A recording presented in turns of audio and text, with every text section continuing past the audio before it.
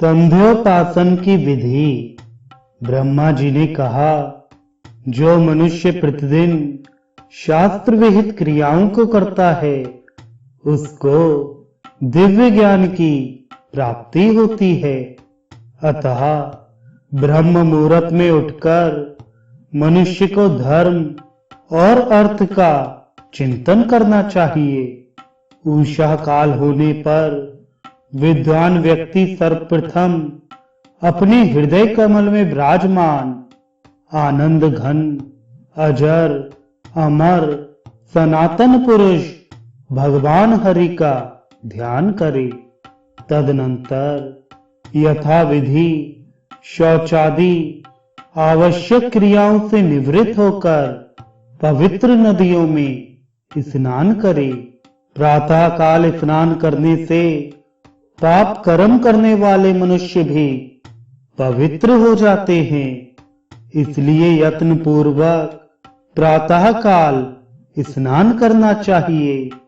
प्रातः काल के स्नान की लोगों ने प्रशंसा की है, क्योंकि यह स्नान लौकिक और पारलौकिक फलों को प्रदान करने में समर्थ होता है।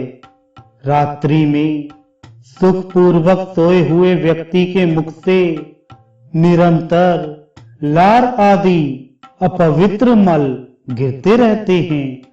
अतः संपूर्ण शरीर अपवित्र हो जाता है। इसलिए प्रथमतः स्नान करके ही संध्या वंदना आदि के धार्मिक कृत्य करने चाहिए। बिना प्रातः काल स्नान कृत्य किए संध्या वंदना आदि करना उचित नहीं है। प्रातः स्नान करने से अलक्ष्मी कालकर्णी अर्थात विघ्न डालने वाली अनिष्टकारी शक्तियां दोषपन एवं दुर्विचार से होने वाले चिंतन के पाप घुल जाते हैं। इसमें संशय नहीं है। यह स्मरणीय है कि बिना स्नान के किए कार्य प्रशस्त नहीं होते। अतः होम और जप आदि के कार्यों में विशेष रूप से सबसे पहले विधिवत स्नान करना चाहिए। अशक्त होने पर बिना सर पर जल डाले ही स्नान करने का विधान है। आर्द्र वस्त्र से भी शरीर को पोंछा जा सकता है। इसको कायिक स्नान कहते हैं। ब्राह्म आग्नेय वायव्य दिव्य वारुण और यौगिक ये 6 प्रकार के स्नान हैं। यथाधिकार मनुष्य को स्नान करना चाहिए। मंत्रों सहित कुश के द्वारा जल बिंदुओं से मार्जन करना ब्राह्म स्नान है। सिर से लेकर पैर तक यथा विधान भस्म के द्वारा अंगों का लेपन आग्नेय स्नान है।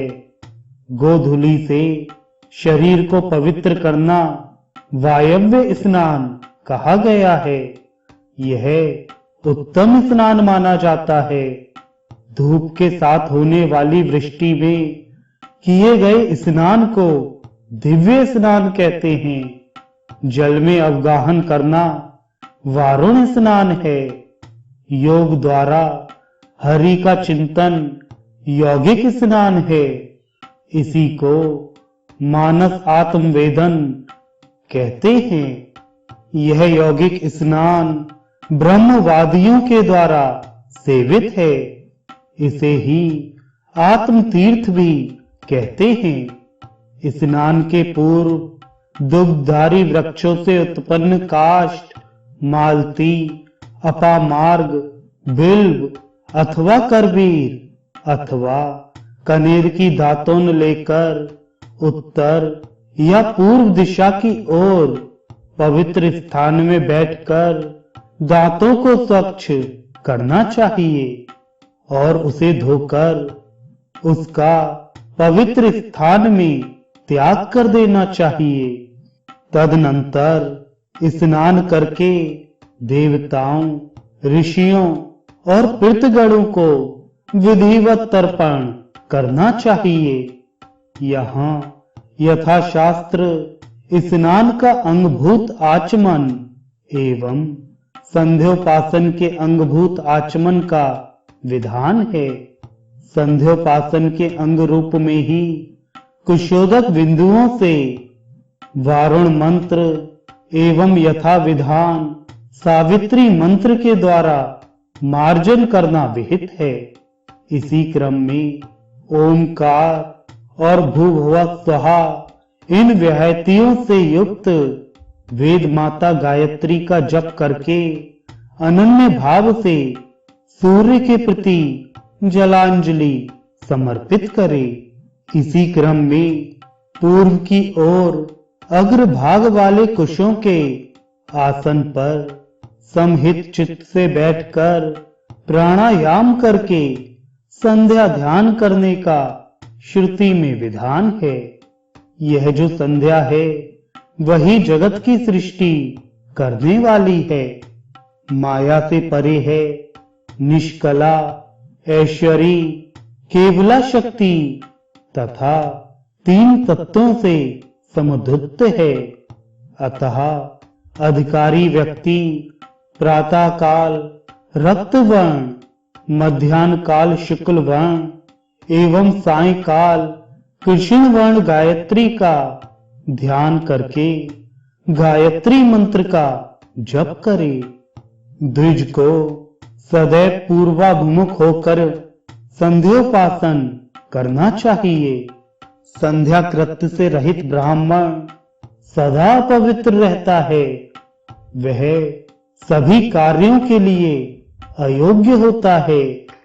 वह जो भी अन्य कोई कार्य करता है उसका कुछ भी फल उसे प्राप्त नहीं होता। अनन्य चित्त होकर वेद पारंगत ब्राह्मणों ने विधिवत संध्योपासन करके अपने पूर्वजों के द्वारा प्राप्त उत्तम गति को प्राप्त किया है।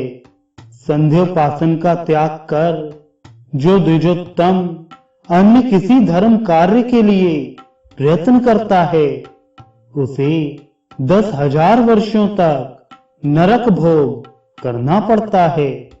अतः सभी प्रकार का प्रयत्न करके संध्योपासन अवश्य करना चाहिए। उस संध्योपासन कर्म से योग मूर्ति परमात्मा भगवान नारायण पूजित हो जाते हैं। अतः अधिकारी को चाहिए कि वह पवित्र होकर पूर्वाभिमुख बैठ करके नित्य संयत भाव से 1,000 या 100 अथवा 10 बार गायत्री का जप अवश्य करे। गायत्री का 1,000 जप उत्तम, 100 जप मध्यम तथा 10 बार किया गया जप कनिष्ठ जप कहलाता है। एकाग्र चित्त होकर उदय होते हुए भगवान भास्कर का उपस्थान करे। ऋग्वेद, यजुर्वेद तथा सामवेद में आए हुए विविध सौर मंत्रों से देवादिदेव महायोगेश्वर भगवान दिवाकर का उपस्थान करके पृथ्वी पर मस्तक टेक कर इस प्रकार प्रार्थना करे।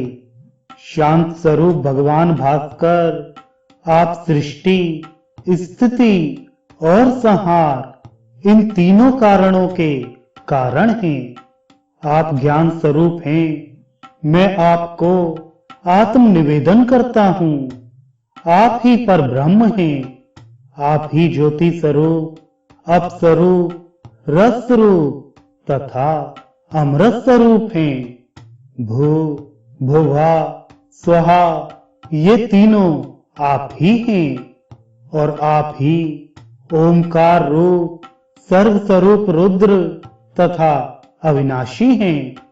आपको नमस्कार है।